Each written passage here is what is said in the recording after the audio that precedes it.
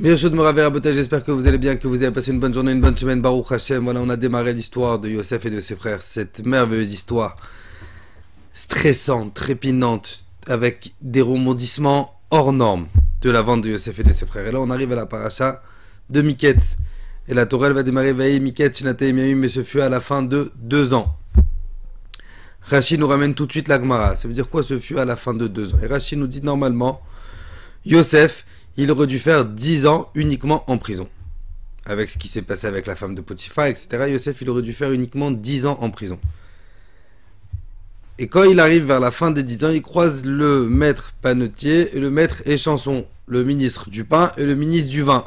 On connaît l'histoire, ils font des rêves. Yosef, il leur interprète les rêves. À un, Yosef, il dit, toi, tu vas mourir, c'est fini. Et à l'autre, il lui dit, toi, tu vas revenir chez Paro et tu vas retrouver ta place d'avant. Et Yosef, il va dire à celui qui va être libéré, il va lui dire, écoute, je t'en prie, fais-moi une tova. Quand tu sors, rappelle-toi de moi. Souviens-toi de moi. Souviens-toi que moi, je suis encore en prison et essaye de faire un petit peu du piston. Et Akadosh Baruch Hu, il dit, c'est la raison pour laquelle on démarre la paracha de Miketz, Vaï Miketz. Akadosh Baruch Hu, il dit, tu as eu la émouna en une personne, en un être humain, tu n'as pas eu la émouna en Akadosh Baruch Hu, je te punis, je te rajoute 2 ans en plus de prison. Ça, c'est ce qui se passe dans la Torah. Et il y a un jour, mon père, il a posé une question exceptionnelle. Il a dit, on sait qu'on a le principe, chez nous, qui s'appelle la Ishtadlut. Ça veut dire quoi? C'est quoi la Ishtadlut? La Ishtadlut, c'est que au moment où tu veux te marier, faut que tu sortes. Tu peux pas rester à la maison et dire, je vais attendre que la fille elle vienne. Non. Tu veux de l'argent, faut travailler. Tu peux pas dire, même si tu veux gagner au loto, mais il faut aller jouer au loto. Tu peux pas rester à la maison, enfermé chez toi et dire, je vais gagner sans rien faire. Il faut toujours qu'il y ait un premier pas. Il faut toujours qu'il y ait quelque chose à faire. Et là, Yosef, en fin de compte, qu'est-ce qu'il a fait? C'est de la Ishtadlut. Il est en prison.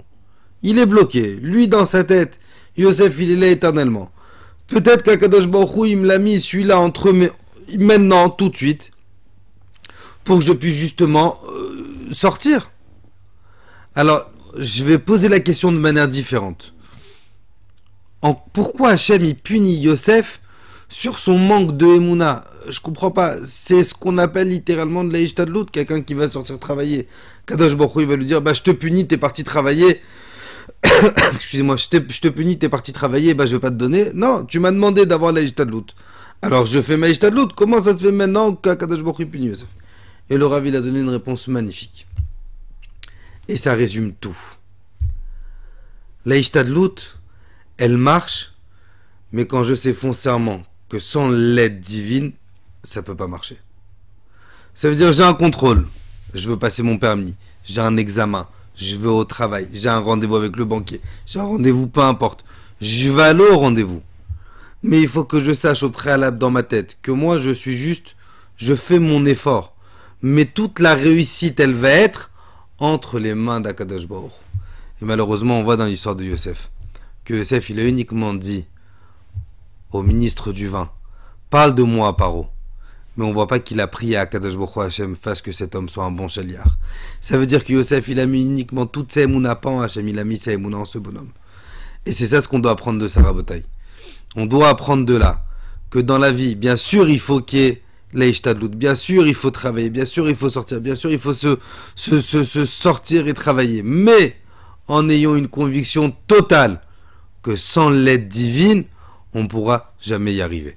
Qu'Akadosh Baruch Hu, Bezrat Hashem, il nous aide à ce qu'on puisse avoir la vraie émouna à Akadosh Baruch Hu, de l'avoir dans notre cœur, dans notre âme, que sans lui, rien n'est possible.